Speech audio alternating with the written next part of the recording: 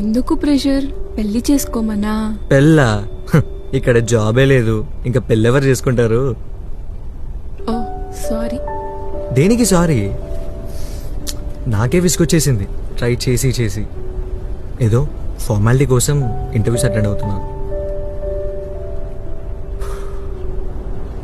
నేను వదిలేసినా మా ఇంట్లో వాళ్ళు వదలట్లేదు, అదే ప్రాబ్లం.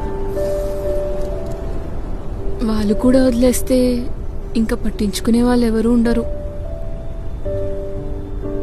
అయినా ట్రై చేయొచ్చు కదా, గివ్ అప్ ఎందుకు చేయడం?